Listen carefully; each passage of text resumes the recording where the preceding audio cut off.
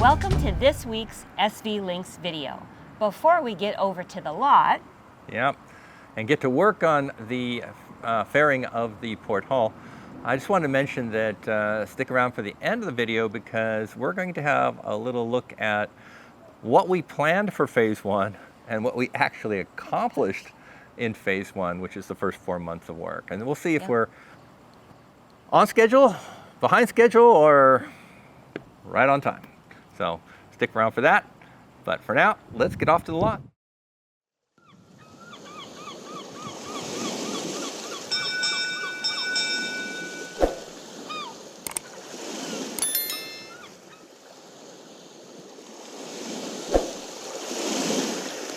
So Brian, Garrett, and I have all been hitting the other side of the hull hard with 3 different sanders, all power sanders.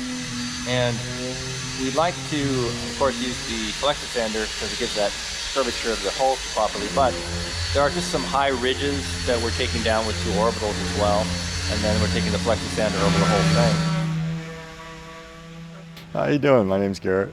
I came here because I'm interested in buying one of these Schionning boats, and I'm debating on whether or not to build it myself or to have somebody else build it. And before making the investment, both in money and time, I want to come out here and get my hands on it and really see what it takes to build one of these boats. You can read all you want on the internet, you can talk to people all you want, but until you actually get your hands on this and see what it's like, you don't really know what it takes to build one of these boats. Which Schionning boats are you considering? Just from the reading, I'm a speed guy. I like to go fast. So I've been looking at the G-Force, the 1500, which is of similar length at least. But that's the racehorse of the Schionning boats. It's really fast. In fact, just so you know, it's about the same length. This boat weighs 26,000 pounds, and those boats weigh around 17,000 pounds. So it's quite a bit lighter, 9,000 pounds. Mm-hmm. Yeah, and I was even looking at the numbers last night. I think the G-Force hull is even a little narrower as well. Yeah, they're built for speed. They're the greyhounds of boats. If you want to race, the G-Force is the way to go. Yeah. Now we lean towards this one because, and everybody's different, including what we want to do and what Garrett wants to do. And so there aren't one boat for everybody.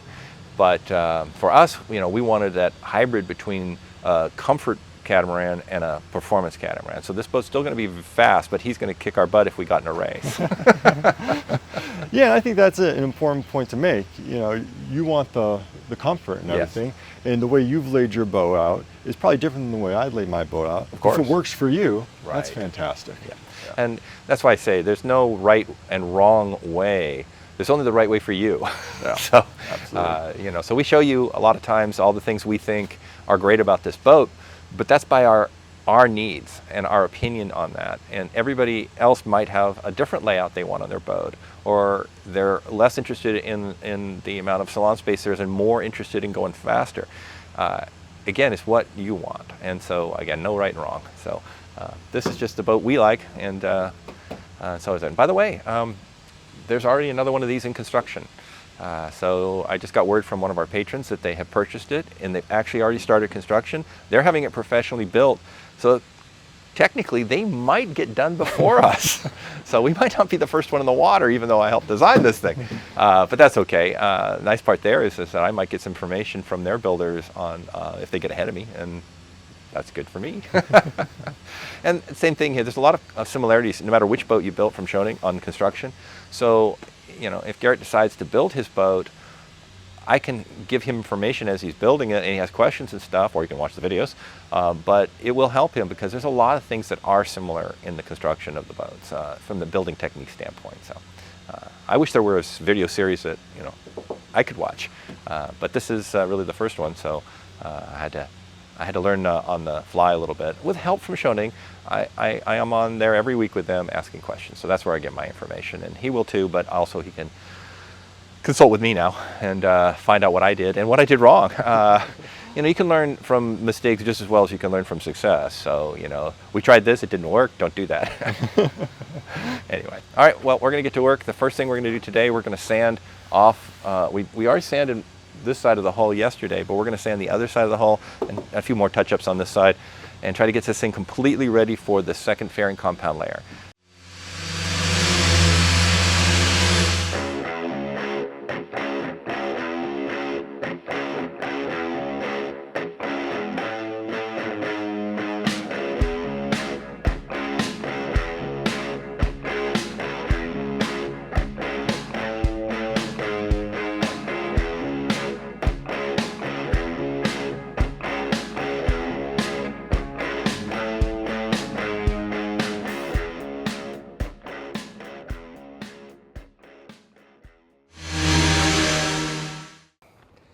All right, today is day 2 of putting fairing compound on. We've got it sanded over the last couple days, so the whole hull, both sides are all sanded.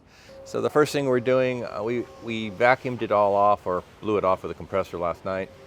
And so this morning we're wiping it all down with alcohol, make sure it's a clean surface. All the sanding was all done yesterday and a little bit the day before. So today we're going to put the next layer on it. The first one we did this direction where we could curve this and match the curvature of all this and fill in these rounded points over the planks. But because we want to put a little bit thicker layer on today, we can't really press so hard as to get this curve, otherwise we're going to scrape it off again. So today we're going to go with a vertical layer where I can do a little bit lighter push with the trowels and leave a little bit more material on here. So that'll fill in the rest of what we want. So that's what we're going to try today.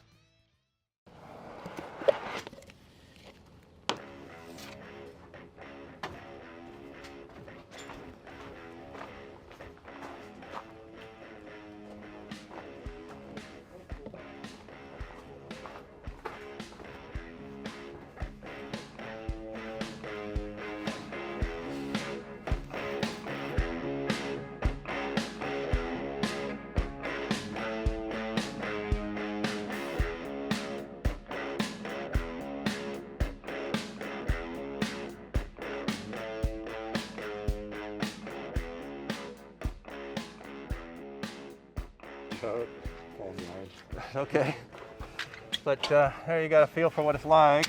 Yeah, it's tricky. You gotta really. Yeah, it is. And of course, you only did one. Yeah. It gets easy, a little bit easier because practice makes perfect.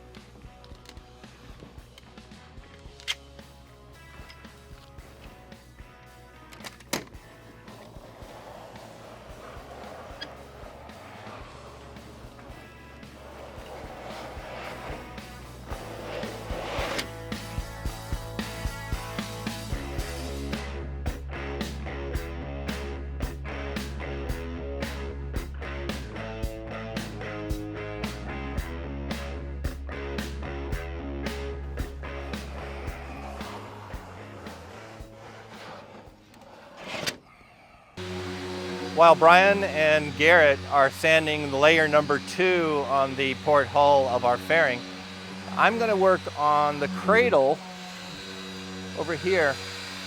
And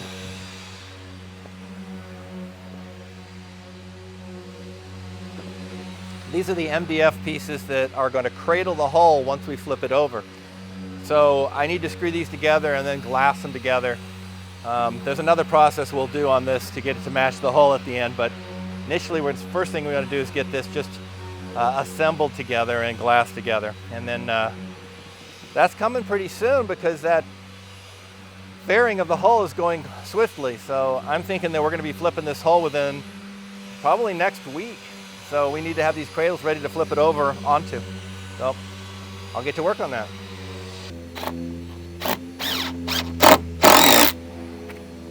Okay, so this is the general layout of the cradle. Now we haven't screwed this board in here yet. This is just holding it, make sure it fits for later. But we'll take this back out because we're going to be glassing the bottom board in first. Then we'll set this one down and glass it. Glass the outsides, glass up all the way on this whole exterior of this MDF so that it's not just MDF that's holding the weight of the boat. There'll be glass layers on the outside of this whole thing, laminated on inside and out. So that's where we're at, but this is the first bit before we can start glassing in. All right, so we screwed some blocks in here just to hold these in place, and then we put a cove down.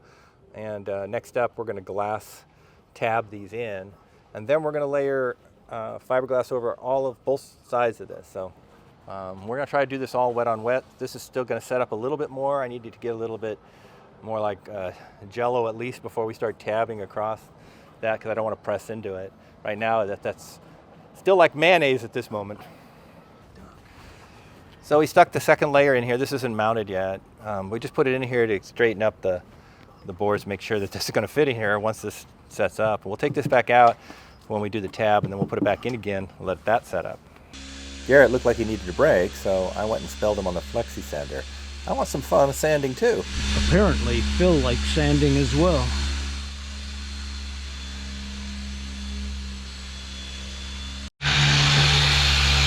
Hello.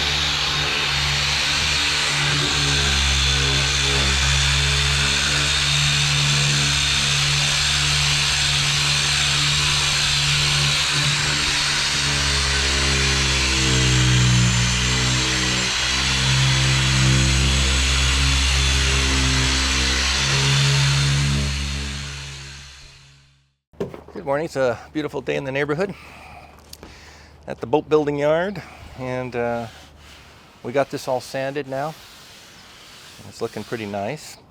I'll show you that in just a second, but close up. But we're ready to clean this, so we're gonna get the alcohol out and clean the whole hull, and then we're going to put layer 3 on right now, which is going to be another horizontal layer.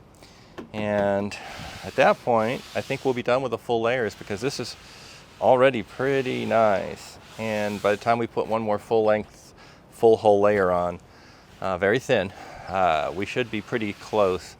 And then we'll dye it and start seeing where the spots that we need to spot repair are. But for today, it's one more full length fairing on here. And so we're gonna get to that this morning. But let me show you just how nice that is. 1 second. Here. No, that one's fine. You can bring it. So you can see that there's no gap, as we go down. As we spot check these things coming down here, it's very round. And if we look from the top, of course, it's also matching nicely. There's no gaps this direction. This is very round at this point, and so one more round of this just to fill a few spots that we think need some work, and should be good. All right, let's get started on this.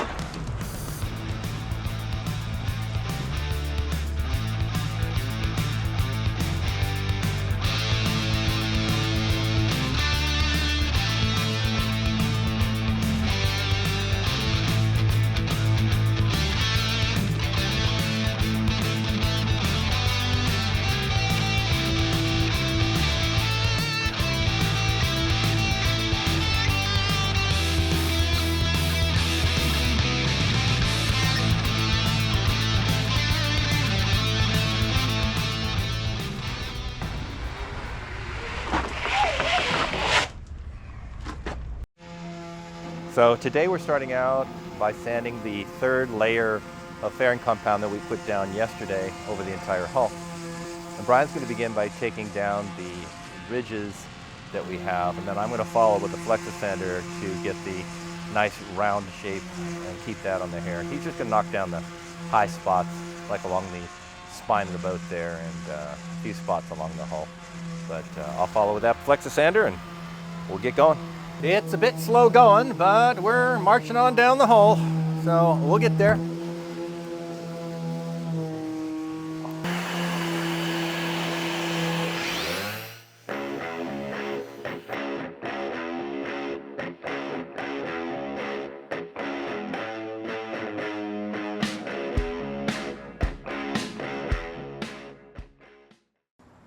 Well, we got a lot of work done fairing the port canoe this week. About 75% of it, which was great, but we still have 25% to go. That's mostly going to be doing some patching and resanding of that. And we thought at this point that we would go over what we have accomplished in the first 4 months. Because if you'll remember, in episode 20, which I'll link up here and put in the description below, we went over phase 1, which is supposed to take 4 months of tasks that we were going to try to accomplish in the building of SV Lynx. So just really briefly, I'm going to go back over that, and Marianne will hit some of these as well, of what we intended to accomplish and about how long we thought we'd take. So the first thing was we had the kit arriving and we had to sort all of the parts and organize it, and that was going to take about 1 week. And then we would build the wood supports, which we estimated at 1 week. Then we were going to join some of the bulkhead panels, and that was going to take us 1 week. Then we had add epoxy rope and lamination to the bulkhead panels, which we estimated at 2 weeks. Yeah, that one we knew was going to take a while. And then we were going to assemble the hull MDF strongback to build the canoe on. That was going to be only 3 days. And cut port hull strips and dry fit to forms, which we estimated at 4 days. Right. And then we were going to remove all those strips and epoxy them back together on the hull, and we figured that would take 1 week. By the way, that took a lot longer than 1 week. Yes. Then we have sand the hull and patch any issues, which we estimated at 3 days. Which was, again, a lot longer than that. So that was using up some of our contingency time, as you'll see. After that, we were going to fair that port hull, and that was supposed to take about 2 weeks, and that was pretty accurate. Also, assemble and glass hull cradles, which was estimated at 2 days. Then we're going to flip the canoe over onto those cradles, which is an easy one. That's just 1 day. Also, build the starboard canoe, repeating steps 6 through 10 at 4 weeks. Now, it's going to take a lot longer than 4 weeks, but that's what we thought at the time. And then we were going to, final thing was place the 2 major bulkheads across between the 2 canoes that we had and tab them in. And for that, we were thinking that would take about 3 days. So the grand total for our estimates there was 3.5 months. But we added 2 weeks on, as I mentioned, for just contingency time. And we needed it for a couple of those things I mentioned. So that was an extra 2 weeks. So our grand total we expected to spend on that was 4 months. Yep, and that's where we're at. About a week ago, we reached that 4-month period. So, what did we accomplish of those intended tasks? Yeah, we didn't get everything, but let's look at what we did accomplish. Well, we got the porthole constructed, although it's not completely faired, about 75% of it done. Yep. And we joined the panels that we estimated that we would be joining. And we also put all the rope in and laminated the bulkheads. So we got all of that done. And that was about 7 weeks and 3 days worth of time. Now, what did we accomplish that was not intended for phase 1? Right, because we got some stuff done that we didn't intend to do in phase 1. And the thing is that we were waiting on that cyclamen much longer, months longer than we anticipated. So what happened is that, you know, no plan, as in phase 1, survives for contact with the enemy. And the enemy was the delays in the cyclamen and a little bit of weather stuff too. Those were a couple of our enemies. Yeah. But that changed the plan a bit. And so we didn't accomplish everything we wanted to, but we did accomplish some things we hadn't intended to do. For example, what did we do first? We got the forebeam completely built at 8 weeks. Right, and I'll tell you something. That was the hardest part of building this entire boat. And we have a video entitled that very thing, which you'll put a link up there and down in the description. So that was a big one. We got the entire forebeam done. But we also got the some additional panels joined that hadn't intended to do. Again, we had to do tasks out of order so we didn't waste time. So we did that. And so that was 8 weeks and 4 days worth of work that we did that was not intended. Yeah. Which brings us to taking a quick look at what we did not accomplish that we intended to in phase 1. First being, we did not finish fairing the port hull, so we have that 25% left, and that's estimated at 1 week. And that's what we've been doing this week. Yep, We have to flip the canoe still, so we haven't done that. That's just one day. day. And here's the big one. Yep, big one. Building of the starboard canoe at 7 weeks. Yeah, now we estimated 4 weeks in the original phase 1 estimates, but we are smarter now. Yeah. Well, maybe not smarter. We're more experienced now. Yes. And we now know that that thing is going to take us 7 weeks, not 4. So now our estimate is going to be 7 weeks to finish that. And then we're going to tab those 2 major bulkheads in that we didn't do, and that'll take another 3 days. And so that totals up to about 8 weeks. And that's 8 weeks of work we didn't do. Didn't do. But if you'll remember, we just went over what additional things we did accomplish, like the forebeam, and that was 8 weeks of work.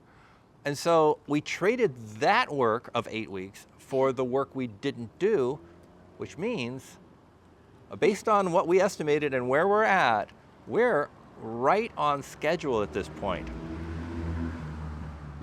Sorry, that was a loud car. For our 4 months.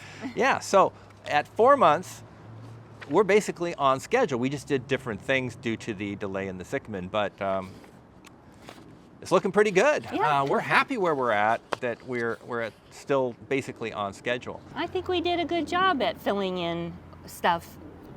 I agree. Yeah. And so we still got another 8 weeks of work to go to build that other hull, basically, and get the bulkheads put into it. But that's not exactly what we're going to try to accomplish in phase 2. That's just part of what we're going to try to accomplish in phase 2. So next week, we're going to go over our guesses for everything we're going to accomplish in phase 2. And then 4 months later, of course, around December, we'll do another one of these videos and see how we did on phase 2. Glad we do. So anyway, so that's it for this week. Thank you all for watching our video. Again, we appreciate you and taking the time to spend a little time with the Admiral and myself. And also, we always like to thank our patrons. Yep. There's a new one in here this week, and it's always great to have their support, and it's what keeps these videos coming. And so that's pretty much it for this week. Thank you. Please remember to like and subscribe and ring the bell icon to be notified of our next video. Right, and next week, we're going to show you what happened with Hurricane Hillary, which of course was Tropical Storm Hillary, and it hit Southern California pretty hard. And we'll show you basically what happened with the boat and all that good stuff, and then we'll get on with the rest of the fairing of the hull. So we'll see you next week for that fun. Bye. Bye.